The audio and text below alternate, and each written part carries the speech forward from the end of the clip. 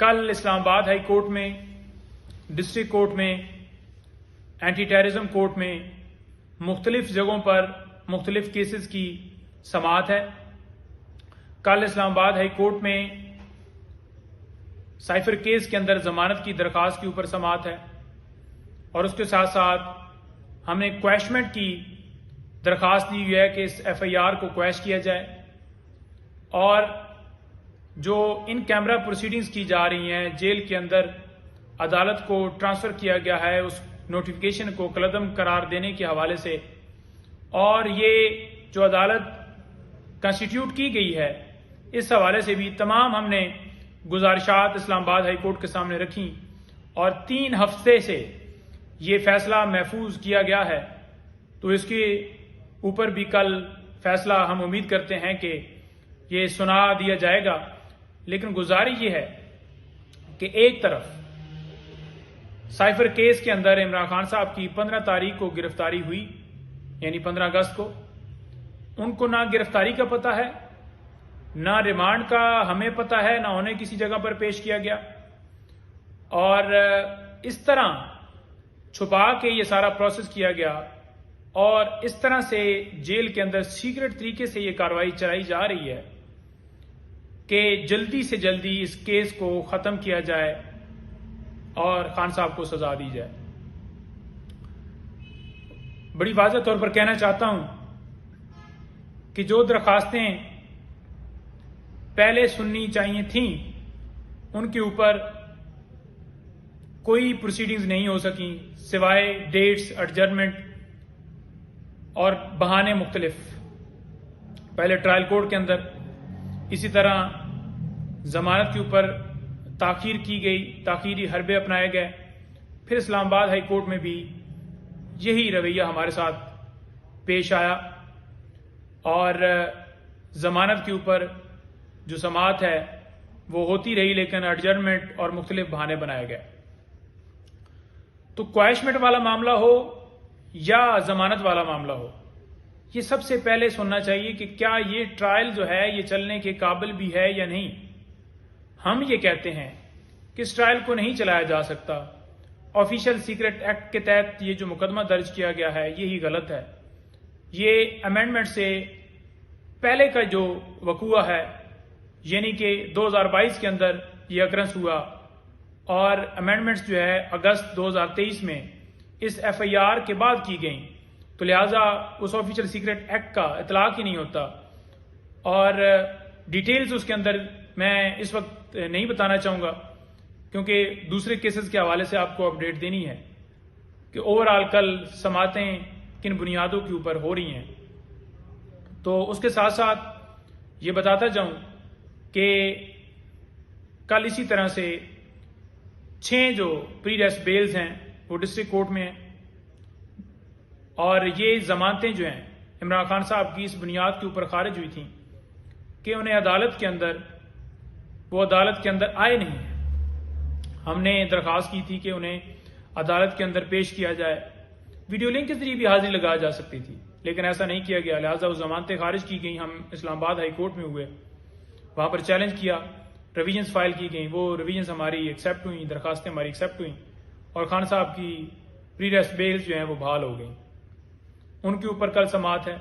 इसी तरह से 3 और प्री अरेस्ट बेल्स जो हैं वो एंटी टेररिज्म कोर्ट के अंदर हैं, वो भी इसी तरह से वो भी खारिज की गई थी और सारा प्रोसेस इसी तरह से हुआ और वो उनके ऊपर भी समाअत है। ये जो 9 केसेस हैं, जैसा कि आपको पता है कि 200 के करीब जो केसेस बनाए गए सारे ही बोगस, झूठे, ज्यादातर जो है दफा 144 की खिलाफ वर्जी। पूरी जिंदगी में इमरान खान साहब के ऊपर एक कंप्लेंट, एक FIR, एक ऐसा जो ये जुर्म, हर रोज कोई ना कोई एक नया प्रोपेगेंडा, हर रोज एक नई FIR, हर रोज एक नया केस बनाया जाता है, वो हमने नहीं देखा। लेकिन जो ही उनकी हुकूमत गई और दर्जनों के हिसाब से केसेस चलाते गए, दर्ज करते गए, शुरू होते गए और 200 के करीब केसेस पहुंच गए। सियासी बुनियादों के ऊपर ये सारे मुकदमात बनाए गए, कोई लीगल इसके अंदर एक पहलू भी नहीं है। तो ये जो 9 केसेस हैं इनमें भी ज़्यादातर रोल जो है वो 109 का है जी। आपने आपकी माँ के ऊपर ये जो ट्रैफिक ब्लॉक हुई, दफ़ा 144 की खिलाफ वर्जी हुई, जलाओ गिराव हुआ, जुडिशल कम्प्लेक्स के ऊपर आपने हमला किया, ये किया वो किया, तो कोई ऐसी एविडेंस, कोई ऐसे शवाहिद नहीं है जो इमरान खान साहब के साथ मनसूब हों। दीगर दरखास्तें भी खान साहब की इसी बुनियाद के ऊपर एक्सेप्ट हुई कि कोई शवाहिद नहीं मिले, तो वो हैं।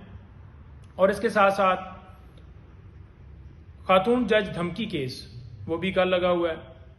अब बात यह है कि इस हवाले से ऑलरेडी हाई कोर्ट में मामला इसी रिलेटेड उठाया गया था और वो ख़त्म हो गया, और नीचे भी इमरान खान साहब ने जाकर अदालत में माजरत भी कर ली। उसके बावजूद इस केस को चलाया जा रहा है। प्रोडक्शन की हम दरख्वास्त देते हैं कि खान साहब को प्रोड्यूस किया जाए, उसके ऊपर बहाने बनाए जाते हैं कि सिक्योरिटी इंतजामात, सिक्योरिटी नहीं है जी। ये इंतजामिया का काम है सिक्योरिटी देना। जब खान साहब हकीकतन पेश नहीं हो सकते थे, उनके ऊपर वजीराबाद में हमला था और F8 कचहरी में पोजीशन ये थी कि उस वक्त आए रोज कत्ल होते थे और वहां पर इंतजामात भी ठीक नहीं थे, और खान साहब मेडिकली जो है वो रेस्ट पर थे और वो फिट नहीं थे। उस वक्त वारंट भी निकाले गए और जमान पार्क में 26 घंटे ऑपरेशन भी जारी रखा गया, उन्हें जबरदस्ती पेश करवाया गया। लेकिन आज जब हम कह रहे हैं तो यही सरकार जो है उस वक्त कहती थी कि हम सिक्योरिटी और सारा कुछ हो जाएगा, कोई इशू नहीं है। आज जो है ये कहते हैं जी कि सिक्योरिटी की वजह से हम पेश नहीं करते। लिहाजा खातून जज धमकी केस के अंदर हमारी तरफ से आर्गूमेंट्स मुकम्मल हो चुके हैं। प्रोसिक्यूशन बहाने बना रही है और फौरन उन्हें अपने दलाइल मुकम्मल करने चाहिए, और ये मुकदमा जो है ये फौरन जो है ये चलने के काबिल ही नहीं है।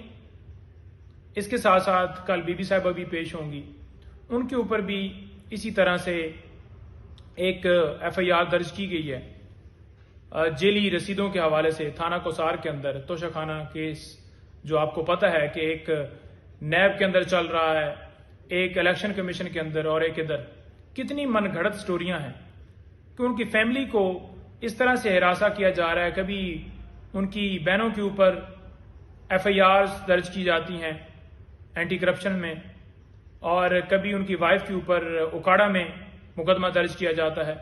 कभी नैब नोटिस भेजती है, नैब जाकर बयान देती है अदालत में कि हमें इनकी गिरफ्तारी मतलूब नहीं है, फिर दोबारा नोटिस भेज दिए जाते हैं।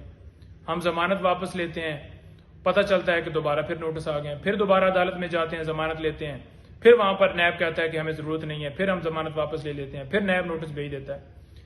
तो बात यह है कि ये पॉलिटिकल तरह से की जा रही है, और इस तरह से ये अंधे हो चुके हैं कि वो जो उनके घर वाले हैं जिनका सियासत के साथ कोई ताल्लुक ही नहीं है, उनको भी इन तमाम झूठे केसेस में जो है वो इस तरह से हिरासा किया जा रहा है, इस तरह से विक्टिमाइज किया जा रहा है कि वो अदालतों में हर रोज आएं, पेश हों और किसी तरीके से वो टूट जाएं, इमरान खान साहब टूट जाएं और इनका मकसद जो है वो कामयाब हो जाए। ये इनकी भूल है।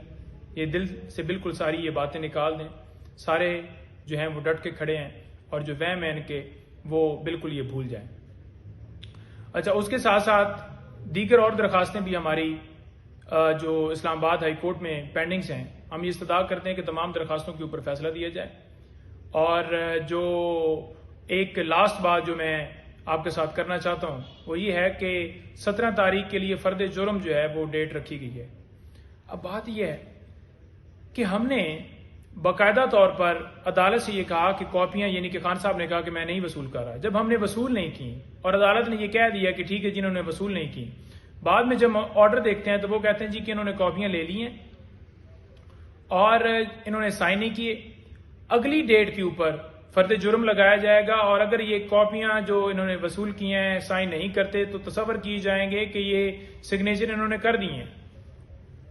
अब आप अंदाजा लगा लें कि ये अदालतों का रवैया है। कभी आपने देखा, आपने ये तो देख लिया कि इस थाने का SHO हो, ASI हो, तफ्तीशी हो, वो इस तरह से 22 हो गया, ये हो गया, लेकिन कभी अदालतों को आपने ऐसे खुलेआम देखा कि वो इस तरह से जो है वो एक यकतरफा कार्रवाई करें। हमने उस ऑर्डर को इस्लामाबाद हाई कोर्ट में चैलेंज किया। इस्लामाबाद हाई कोर्ट ने 24 डेट दे दी है, यानी कि 17 तारीख को अगर फर्द जुर्म लग जाता है तो उस दरख्वास्त के ऊपर 24 को जो फिक्स किया गया है वो तो वैसे ही इंफ्रक्चुअस हो जाएगा मामला। फिर अदालत कहेगी कि ये तो मामला अब जो है वो रहा ही नहीं, क्योंकि अब तो फर्द जुर्म भी लग गया। तो ये हैं जो इंसाफ के तकाजे पूरे किए जा रहे हैं। ये जो है इंसाफ जो है वो पाकिस्तान के हर शहरी को हासिल है। साबका वजीर आजम के साथ जो कौमी हीरो हैं, जो मुस्लिम उम्मा के लीडर हैं, उनके साथ, जिनके साथ इस वक्त 17 से 18 करोड़ अवाम जो है उनके दिलों में धड़कते हैं और बोलते हैं, उनके हक में हैं, उनके साथ ये किया जा रहा है। इतनी अवामी ताकत के बावजूद बेगुनाह बंदे को इस तरह से इन्वॉल्व करके और अदालतें इस तरह से आगे से रवैये कर रही हैं, तो आप और मेरे साथ क्या होगा जी। Thank you.